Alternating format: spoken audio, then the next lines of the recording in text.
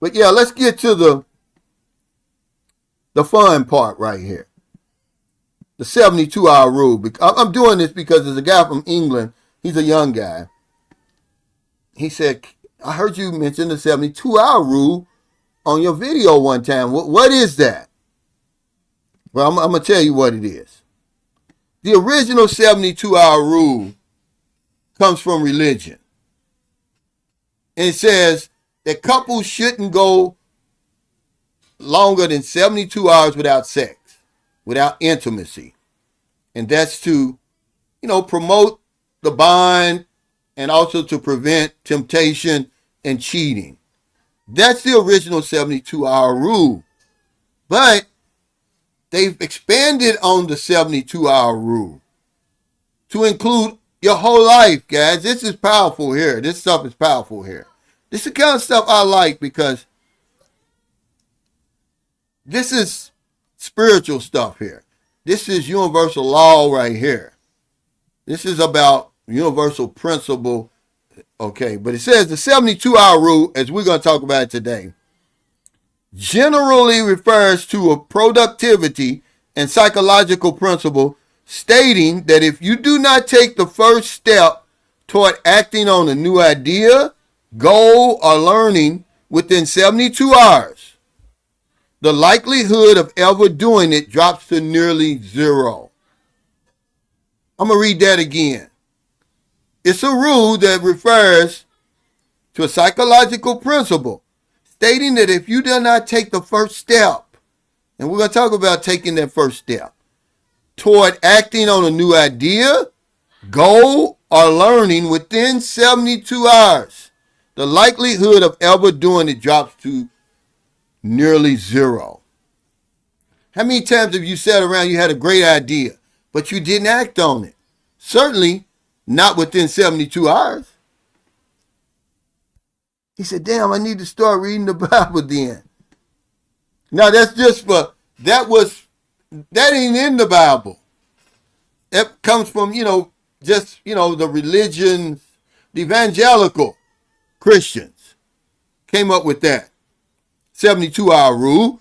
And I agree with it, really. I agree with it. If you're getting that kind of attention, that type of intimacy, they're not saying every 3 days. They're saying don't go 72 hours without it. I think a lot of marriages would stay together. See, that's what falls apart eventually. The woman forgets her vows. You got to continue to pay the bills and everything like that, be the protector and all that. But she slows down. Oh, I'm tired. Oh, I've been doing everything else all day. Now you got to go.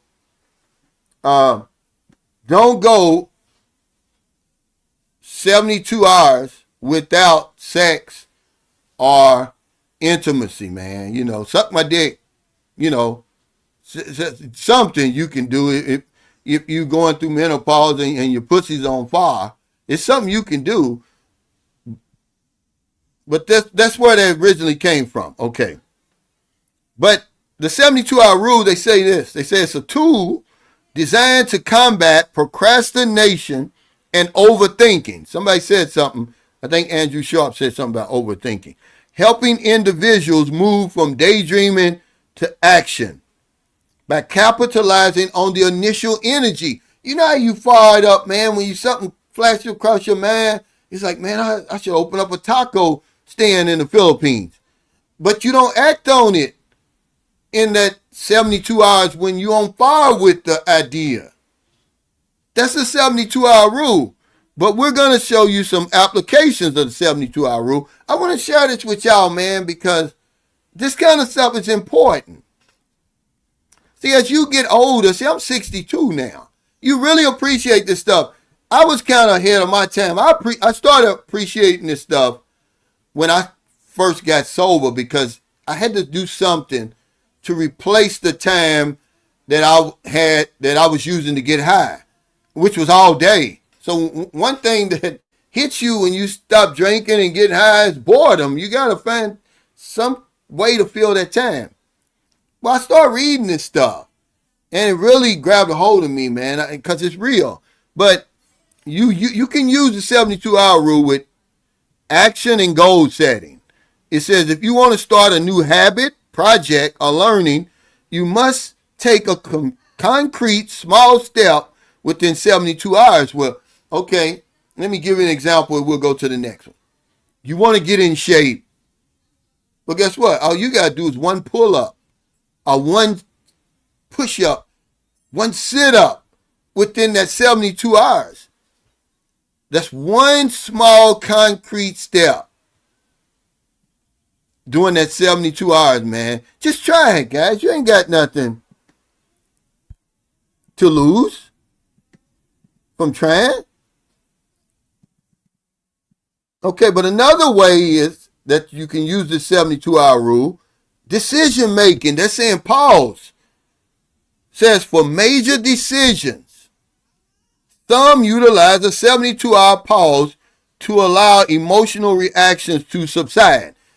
I'll talk about this all the time. I just don't call it the 72-hour rule. I didn't even know what it was. I said, eventually the dust is going to settle, guys. Let the dust settle before you promise to get the visa.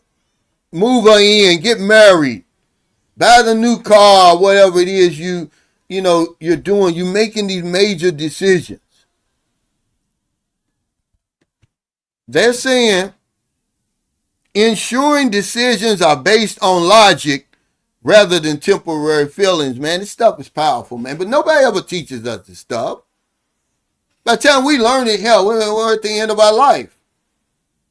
But sometimes before you make that impulsive purchase, buying that new car that you eventually gonna regret, you should sleep on it for 72 hours.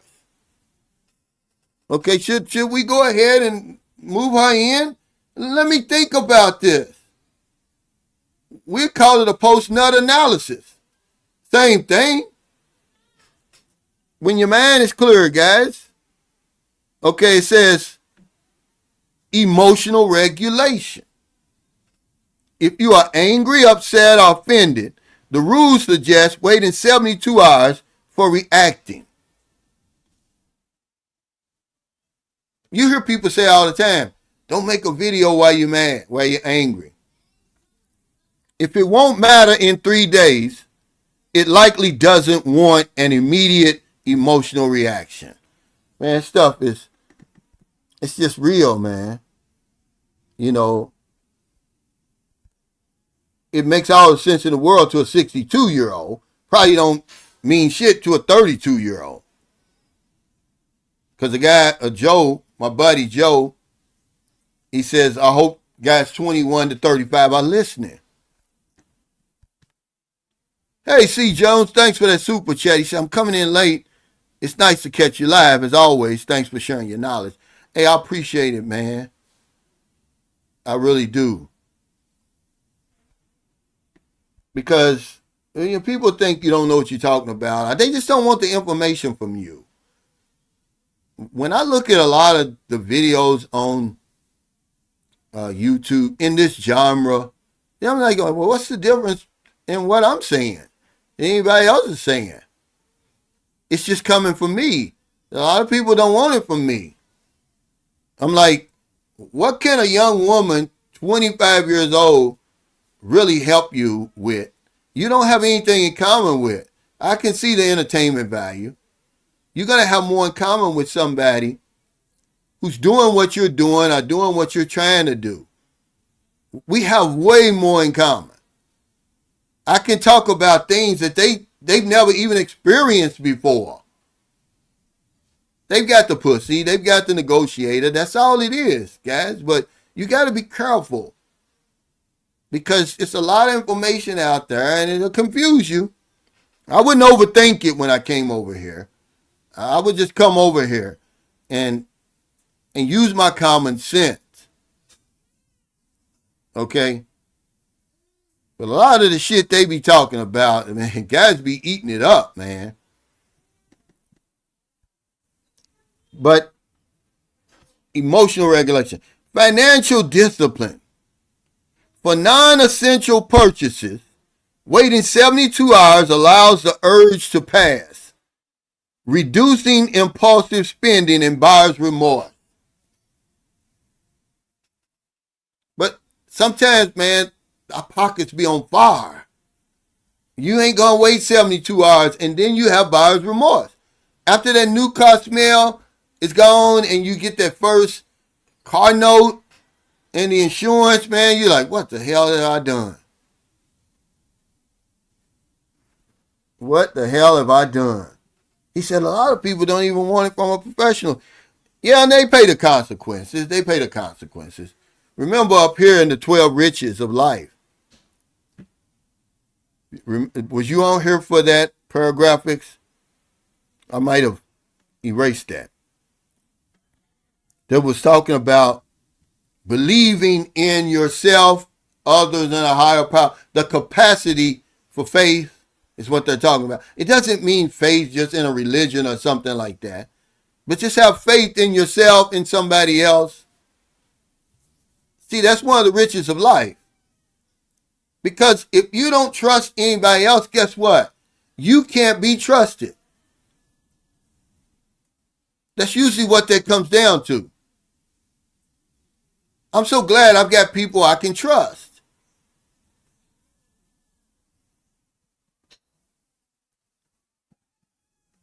Okay, so financial, personal well-being. It says, as described by Brandon Burchard, how you feel today. Now, this is a good one, man. Don't let this go over your head. How you feel today is often a result of what you chose to do or not do regarding health, diet, and stress within the last 72 hours. The way you feel right now has a lot to do with the choices you made regarding your health, your diet, and your stress within the last 72 hours. Because, see, I wrote this down. It's 72 hours is a rotating cycle. It's not really 3 days. Because every hour now you move that 72-hour cycle. But remember, life is what's happening when we're not paying attention. See, you don't even know what you ate three days ago. You can't tell me what you were stressing about 3 days ago. This stuff is intentional. You really got to be paying attention to it. But they say, why 72 hours? Why not 48 hours? Why not 24 hours? Why not 96 hours? It says, the power of momentum. See, now we're getting into universal law that people don't seem to believe in. It says, the initial excitement of a new idea has high change potency, 100%, which rapidly dissipates over time. If you act on it right away, man, there's a good chance you're going to make it happen. But it's going to dissipate over time. You know, the energy is going to get less and less. The motivation is going to get less and less for you working out.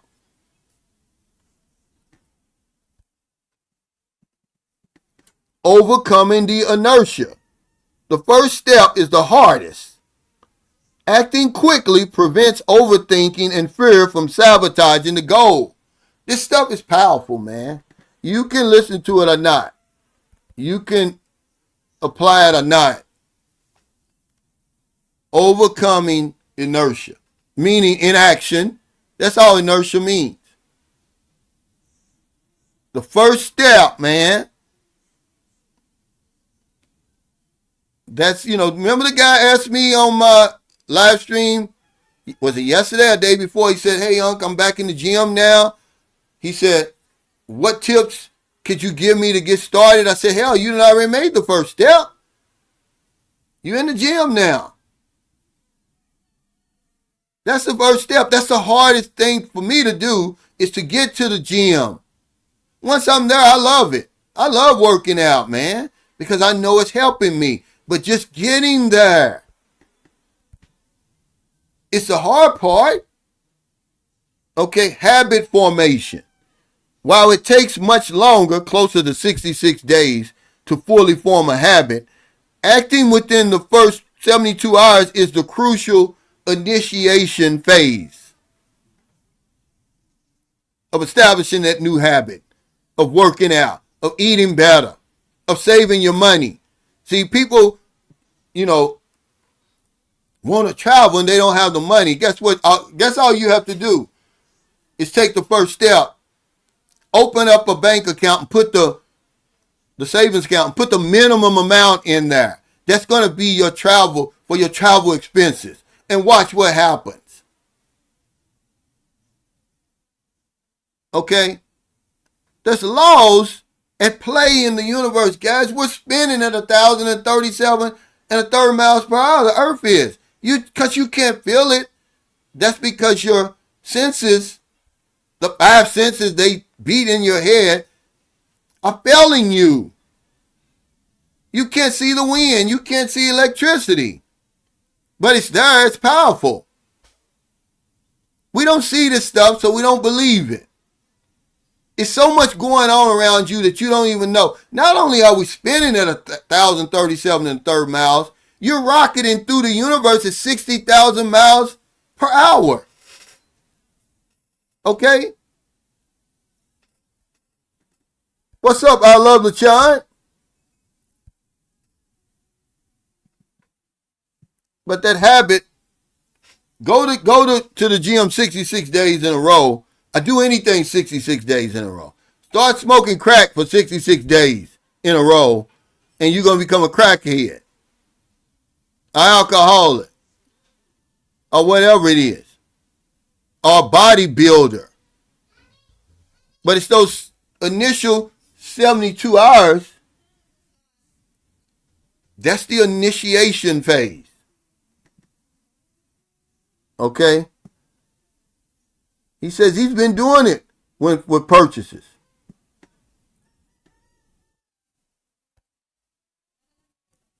He says it says how to apply it. Shrink the task. It says if you have an idea, make the first step tiny, it says. Send one email. Write one paragraph. Do one push-up to make it actionable within 72 hours. See, we think we got to do it all. You got to write the business plan and all that. No, it says here, make the first step tiny. Send one email. He says 66 days of LaChon in a row, and I'm broke and fat and probably dead. One paragraph, one push-up. Schedule it, it says. Move the idea from a thought to a calendar event. Okay, that's how to apply the 72-hour rule. Use the pause. When tempted to make a big purchase or angry reaction, force a 3-day waiting period, guys. Yeah, now they calling Trump a genius. I don't look at mainstream media. They're so pathetic now. It's so ridiculous now. Here we go with the genius. This fool was getting ready to nuke the people. He's not in his right state of mind. But y'all ain't going to get me off my point dealing with Trump, because he's going to do whatever he wants to do anyway.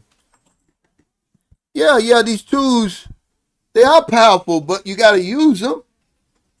That's how I was able to go from the crack house to the penthouse of life. Don't you know, man, this is no lie. I was rolling so heavy, man, that the dope dealers wanted my lifestyle. I used to want their lifestyle. I had the convertible. I'm wearing nice suits and stuff every day. They used to see me on the corner, drunk, high, whatever, fiending.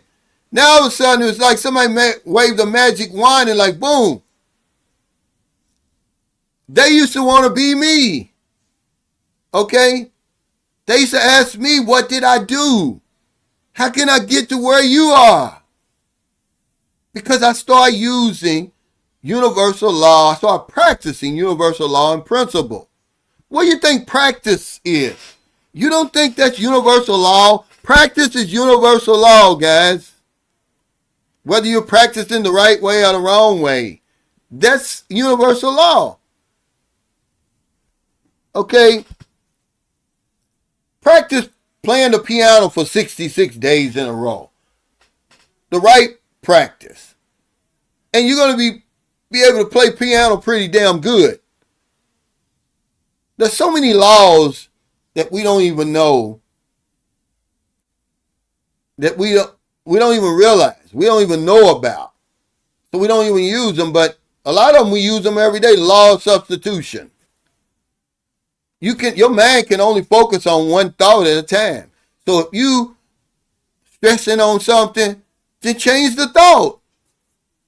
Change it to a good thought. But it's the law of substitution, cause and effect, all of that stuff, guys. Whether you want to believe it or not, a lot of us are accidentally stumbling up on this stuff. But in summary, it says, if you are excited about an idea, act within 3 days. If you are angry about a situation, wait 3 days. Now the question, the $1 million question is, are you going to follow up on this stuff?